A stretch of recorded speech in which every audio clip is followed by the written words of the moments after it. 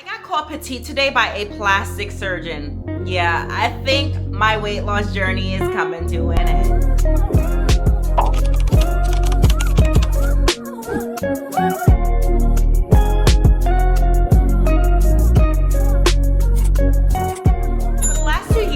Been on my most successful weight loss journey, losing 125 pounds in 17 months, and I have been maintaining that so far. And you hear that number, and a lot of people tend to ask me, are you at your goal weight? Are you done losing weight? And the answer is no, I have not reached my goal weight. Well, that answer was no up until today. So in today's video, let's chat about goal weight, how to set a goal weight, how to be more realistic on your weight loss journey, how to approach things differently this time around so that you are more mentally sane on this weight loss journey. But before we get into today's video, if you've never seen my face before, hey, my name is Janae and I make a lot of content focused on fitness, wellness, and self-development and helping you and I live our best healthy and active lives. So if that sounds like something you're into, go ahead and hit that subscribe button. Make sure you're following me on TikTok and Instagram. I post a lot of different content over there. Give this video a big thumbs up and comment down below and let me know who gave you your goal weight. Like, did a doctor give that to you? Did you randomly pick it? Like, where did your goal weight come from? So let's chat about picking your goal weight. You probably were like me. You either was small before and you're just reminiscing on that size and you want to get back to that size. That was me. When I was 19, I was 150 pounds. I was a size 6 on the bottom, small on top. And I just remember feeling so good in that body. And that has been something that I have been chasing for years now. Or maybe you looked at the BMI chart and you're like, I just want to be in a healthy weight range, a healthy BMI range. That actually is also me. Or maybe a doctor told you this should be your goal weight, especially if you had weight loss surgery like I did. My doctors told me that I should be at 160. Then another doctor told me I should be at 140. So I'm like, well, if I shoot for 150, then I'm right in the middle of both of them. Whatever the case may be for your goal weight, let's stop for a second. Let's pause. Let's take a couple steps back and let's truly figure out what is a healthy and a realistic goal weight for you, what things you should be thinking about to take into consideration.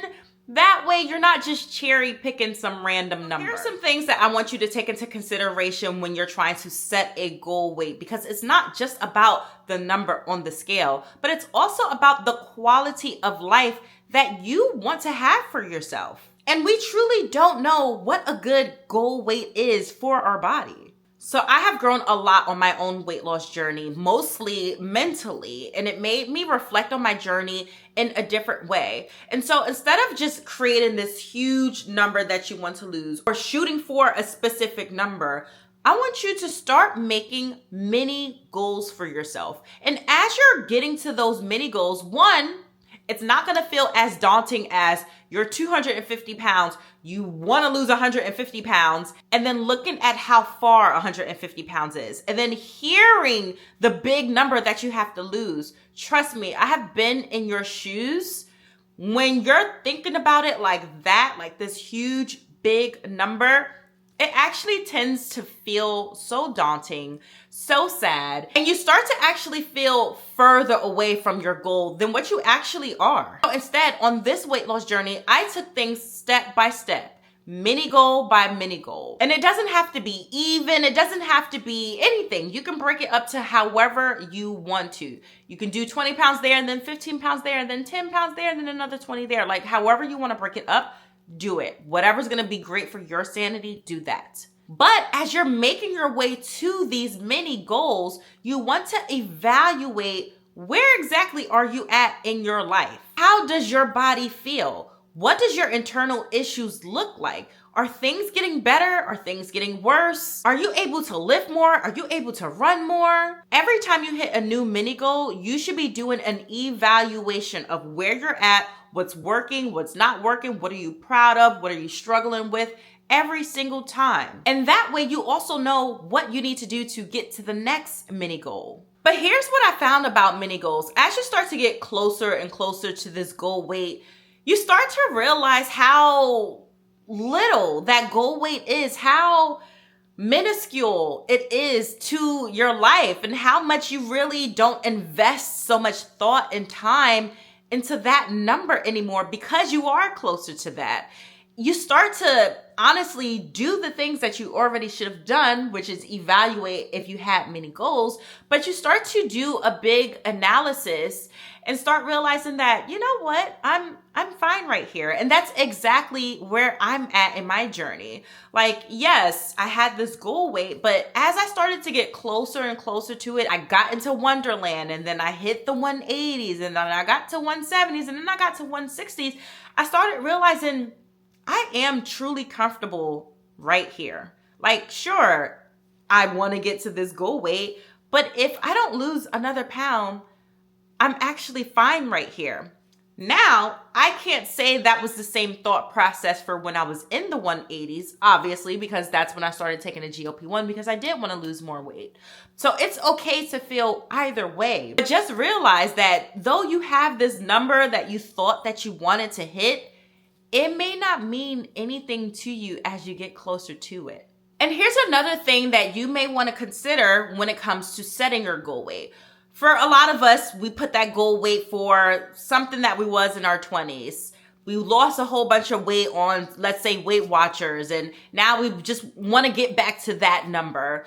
And that number is actually associated with failure in a way. I view it as associating with failure because it's a number that we're missing. We were here and we felt so much better when we were here, and now we're not here. And when you start to think about things like that, you start to look at yourself as a failure. And every time you relaunch a new weight loss journey and you don't hit that number, you feel like a failure. But again, if we're thinking about our quality of life, we could be robbing ourselves of so many non-scale victories because we're so fixated on this failure of not reaching this goal weight. This is why I have several ways of how I track my weight loss journey. And I've done a few videos talking about this, so I will link them in the cards above. But of course, I track my weight loss through the scale, through my before and after pictures and videos, through my inches,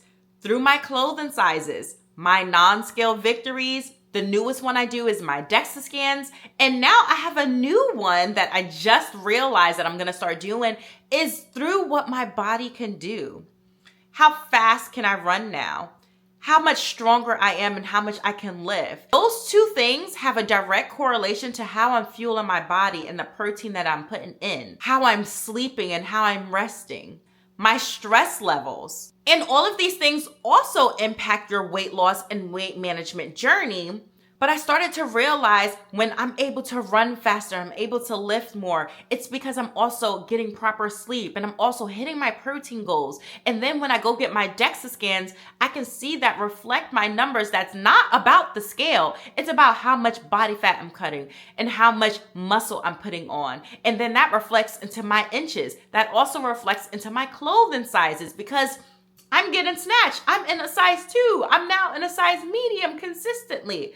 I'm looking at my before and after pictures just from a month. I can see the inflammation going down because I'm paying attention to what I'm eating. None of that has to do with the scale. Yet I'm constantly being shown that my body has a better quality of living. So since we're talking about that goal weight being associated with failure, well, how do we now choose a goal weight that's gonna be motivating to us? Well, I would suggest, and again, choosing the weight that's going to give you the best quality of life. Now, first, to understand, well, what does a good quality of life look like? We have to finally grasp that our weight loss and weight loss journey and weight maintenance journey isn't a vacuum. You're not gonna just get to your lowest weight and then stay there. Your weight is going to have fluctuations, and that I had to grasp myself. And so I told myself, well, I think a good 10-pound fluctuation would be good for me. Like, I'm a woman of a certain age, I eat different foods, I live an 80-20 lifestyle, some things may impact me, like, the list goes on and on and on. And if I'm fixated on just staying this one weight, when the scale does bounce, and I'm also paying attention to my body to know that the scale does bounce. I have a good 5 to 7 pound bounce. And I don't know what I did, but I know that it naturally does that. And so I don't trip over it because I know it's not fat. I know I'm not losing muscle. It could just be water retention either way. So I think a good 10-pound bounce is good for me. But when it comes to having a better quality of life, you need to realize that number is going to be based off of how you live, how you're eating, and how you're moving. And I think I'm going to do a separate video talking about this, but the way you lose your weight is also the way you're going to have to maintain it. So if you're doing these different fad diets, these juice fast and water fast and, like keto and this and that, I'm not saying, well, some things are wrong to do, period. But like things like keto, things like intermittent fasting, plant-based, those may not necessarily be wrong to do to lose weight.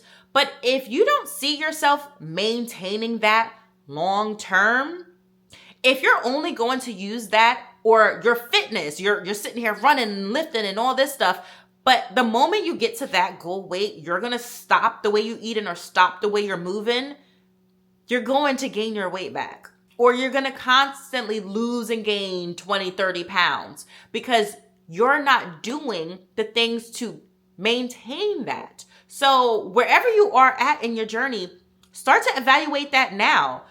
Is this something that you're going to be able to do lifelong, that you even want to do lifelong? I knew for myself, I was always going to still consume alcohol. I was going to consume sugary foods, fast foods. Like I was going to live. I was going to sometimes skip the gym a lot of the times. I'm laughing because I'm actually on a week break from the gym right now. Like I knew that these things were going to happen in my own journey.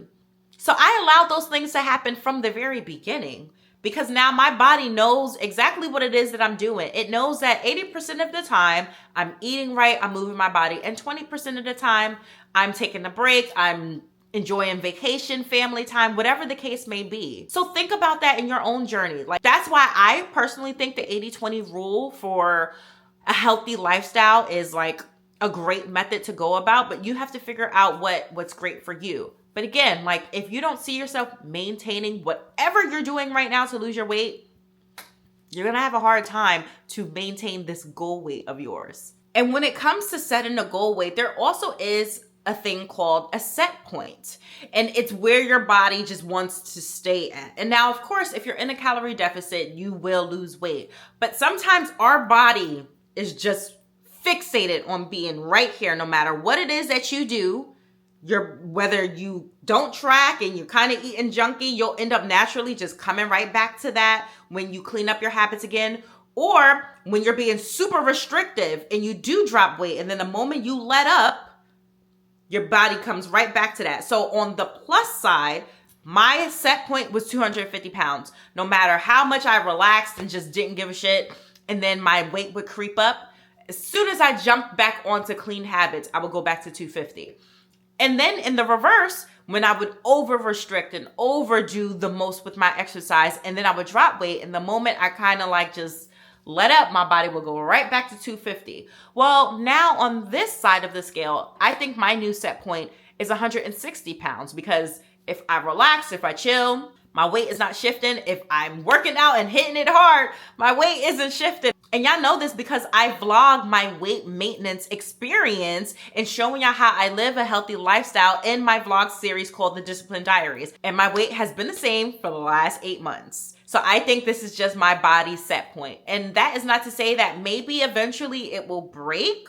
But the point is, if you have to do the most to stay at that goal weight of yours, let's say for me it's 150. If I have to do the most to stay at 150, then maybe it's just not meant. Maybe my body just doesn't want to be there. Maybe I'm just not meant to be there. And that's something that we need to start taking into consideration. It's different from a stall. It's different from a stall, you guys. It's not the worst thing in the world to increase your goal weight. And this is something that I am finally grasping. Like my goal weight, like I said, was 150, but maybe increasing it to 160 would be just fine. I'm still gonna live. What is 10 more pounds going to do for me? Honestly. And it really took me some time to get that because, you know, I deal with body dysmorphia sometimes. I have this loose skin. I have a video already posted with all of my loose skin. And especially because the way I carry my loose skin and where I carry it, sometimes it really messes with my mind. But when I see people in real life, when people see me in real life and know my story and telling me like, you are small, you are tiny, which leads me to a plastic surgery consultation that I had today with my insurance. This doctor doesn't know me or my history at all. She just know I lost weight and read what was in my chart. And when I stood up for her, she's like, you naturally have a nice figure. First thing that came out her mouth. And I'm like, thank you, period. And then as we're talking, it just naturally comes up and she's like, da-da-da-da-da. Yeah, because you're so petite and da-da. And I'm like, and she's still talking. And after a minute, I'm like, wait, did you just say I'm petite? Like what? That word has never been used for me. I'm a size 2, you guys. I am a size 2. Yes, I am petite. Even with all of this loose skin and being at 160, I'm finally grasping myself that I am small. So it's like, it's okay to raise your goal weight. It doesn't have to be right here. You don't have to get hyper fixated on this number that you honestly just pulled out of anywhere. So now that we talked about setting our goal weight, let's chat about where I am at in my weight loss journey. And let's do a little weight loss weigh-in myself. So like I just said, I had a plastic surgery consultation. I also have another one come Monday. I am about to start my plastic surgery journey. So if you do have any questions about that, comment them all down below because I am going to do an overview of the 2 consultations I had in one video so I can answer whatever questions for y'all next week. But yeah, when it comes to plastics, and I don't know when I will get it done, but you pretty much want to be at your goal weight before you get plastic surgery. 20 pounds is still a significant amount of weight. And so if I were to get plastic surgery and still be trying to shoot for 20 pounds loss, like I could still end up with loose skin. And most plastic surgeons want you to be maintaining your weight for a good 6 months. So if I'm still trying to be losing weight, then I'm not going to be able to qualify for plastic surgery. So after I got that comment today, like I have been thinking about it all day and it really like snapped me into reality, which is what triggered this video for y'all so that you can probably get a little snap into reality as well. But like, it's already something that I have been pondering on. I have been sitting here thinking like, you know, I am comfortable in my body right now. And something else that my registered dietitian actually told me was you need to factor in your loose skin. If you were able to get your loose skin, how much that would weigh and where that would end up putting you at on the scale. And I feel like I have a good 10 pounds of loose skin on me, to be honest. Like that will get me at my goal weight. So what is next for me? I am officially ending my weight loss journey. Like it's been 2 years. I am comfortable in my skin. Again, it doesn't take me much to even maintain this anymore. I have a great quality of life. All of the things that I told y'all I have achieved and I am achieving and I'm able to live that out. And so it made me think, you know what? This is it for me and I'm raising the goal weight and that's okay. And now let's say I do end up losing more weight. I'm not gonna like purposely try to gain weight to put me back into the 160s. I'm gonna let my body do what it do. Something I also need to take into consideration is what will happen if I come off the GLP-1. Would I end up gaining weight? But again, like I said, I'm living the lifestyle that I'm going to continuously live. My food and my movement is not going to change just because I had weight loss surgery or on a GLP-1. So I'm not even tripping about coming off of it and gaining weight. Like I'm not even concerned about that. And so now for me, my focus is not losing weight, but it's going to be body recomposition. Cutting my body fat as much as possible and gaining as much lean muscle mass as I possibly can. Toning out, if you will, looking cut, if you will. That is my new focus. And that may come with some weight loss, but that's okay.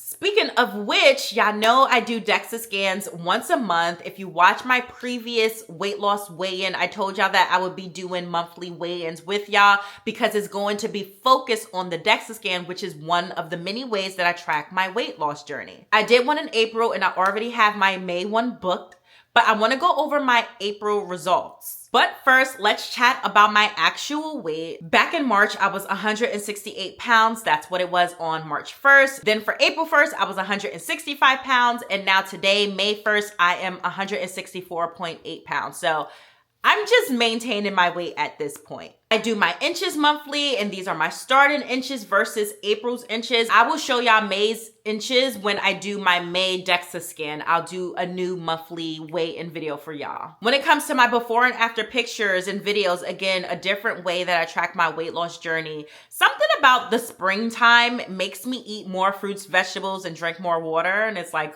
duh. I don't know what it is about the springtime. The sun is out more. The vegetables and fruit are in season. And so I start to notice around this time, the inflammation in my body starts to go down because I'm not eating as much processed stuff like I am during the wintertime when things are dead and I'm feeling dead inside. So I'm definitely realizing that my face is like a lot more snatched than what it was. When it comes to my clothing sizes, I've been a size 2. Like, I am officially a size 2. I think I am safe to no longer have to go into a dressing room and try on my clothes. But it's fun. It's fun doing that because for years, I couldn't even find my size in store. I couldn't dress the way I want to. So I find joy in still glowing into the dressing room and, trying on my clothes and stuff like that. I still find joy in it. But for the most part, I am still a size 2 in jeans. I'm a size medium in top. Depending on the material of the shirt, I may go down, I may go up,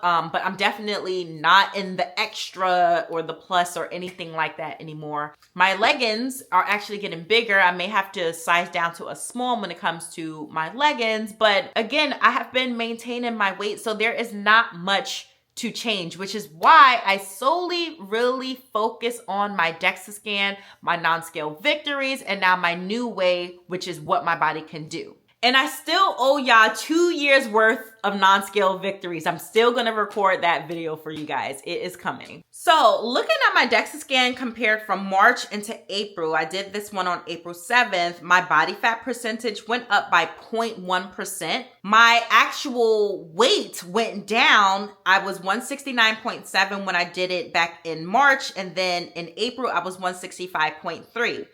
But I don't care about that number. What I do care about is my fat mass. So my fat mass has gone down. It was 53.7 in March and now it's 52.3 in April. But I also lost lean mass, which is my muscle mass. So I was 109.6 in March and now I'm 106.6 in April. And then my bone density is 6.4. It has been. So even though I said I don't care about the number on the scale, if you look at how much I lost from my total mass, that was about 3 pounds. And if you look at what I lost from my lean mass, that was also 3 pounds. So I actually lost 3 pounds in muscle and not in fat. Even though I lost a little bit in fat, just about a pound in fat, that's not what I want to see. I would rather those numbers to be flipped for me to keep as much lean muscle mass and cut down my fat mass. And this is why I analyze my entire body and my entire journey. So what I looked at for the month of March going into April, I started to really take my weight training more seriously when it comes to making sure that I have proper body mechanics and making sure that I'm performing the exercises correctly. And that means I wasn't lifting as heavy as I'm normally doing. I'm not doing any ego lifting, hitting PRs every single time I go into the gym. Well, for you to grow your muscle, you have to give it a stimulus. And even though I am weight training, I am not training to failure. I'm not doing those progressive overloads because I am paying attention to my body mechanics, which is not a bad thing. It's not a bad thing, but it showed on my Dexa scan the repercussions. Even though something is not a bad thing, doesn't mean it's still not going to have some repercussions. And so I am very interested to see what May scan is going to look like. I still feel like I haven't been pushing it that hard in the gym, especially because I experienced a knee injury. And so we will see if that trend has continued, but it's great to know and understand. And looking at that and knowing that I lost muscle mass made me start to really focus in on my protein and hitting my protein goals every single day, and made me think about what I'm doing in the gym, not switching up my routine all the time, which I'm going to be putting out a fitness routine, my weight training specifically routine soon for you guys, so that you can see what it is that I'm doing right now. I've been loving my current routine, so I want to share that with y'all just like I shared my previous one. But that was it for today's video. I just wanted to chat with y'all on how you can sanely make a proper goal weight for yourself, and also do a little weight loss weigh-in for you guys so that you know where I'm at in my own journey. If you enjoyed this video, make sure you give it a big thumbs up, subscribe if you haven't already, and hit that bell icon. That way you're notified every single time I post a new video. Make sure you follow me on TikTok and Instagram. On TikTok, I'm always hosting lives and answering your questions in the moment. And on Instagram, I'm super active in my stories. I do have a broadcast channel. They end up knowing the tea first, so make sure you follow me over there. Thank you guys so much for watching, and I will see you in the next video.